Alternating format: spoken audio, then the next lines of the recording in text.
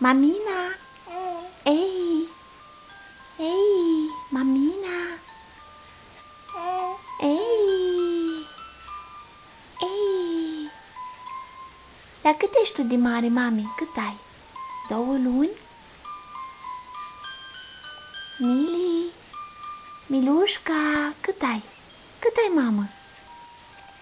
2 luni și 4 zile.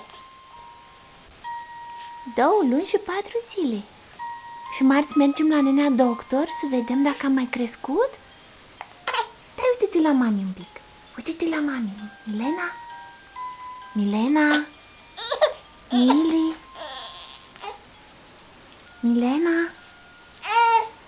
Milena? Mili? Mili? Veve? Veverița? Veverița? Cine-i Veverița acolo?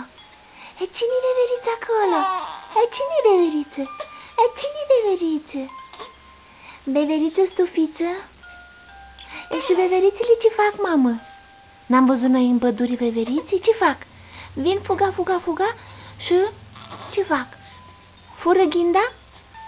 Fură ghinda, mamă. Și ai văzut cum o sărit sus pe crăcuță? Și s-a dus în alt copac? Da? Da? Dar cu cine mai ești tu aici? Cu Bica? Bica acum adormi? Dar Bica te ține în brațe, nu? Și te alină când te doare burtica din cauza colicilor. Și tati? Tati unde? La partida de fotbal cu Lazio? Da? Și tu ești cu mami acum, da? Da? Dar ești un pic mofturiș în cauza colicilor, nu? Că tu de altfel ești o fetiță foarte cu minte.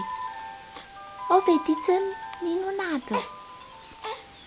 Da, mama, da. De câte ori zâmbește Milena? De atâtea ori? De atâtea ori? De atâtea ori să umpli sufletul lui mama de bucurie. Că Milena ce? Milena e o rază de soare. Da, e da. E da, veverița lui mama. E da, veverița lui mama.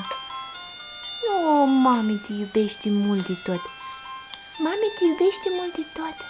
Ochioasa lui mama. Hai da, hai da. Îmi faci cu mânuța? Îmi faci cu mânuța cea frumoasă și scumpă? Ei, da, sigur că da, sigur că da.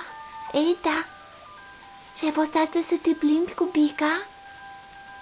Și la 5 cu cine te duci cu Bica să te plimbi din nou? Cu Bica și te plimbi din nou?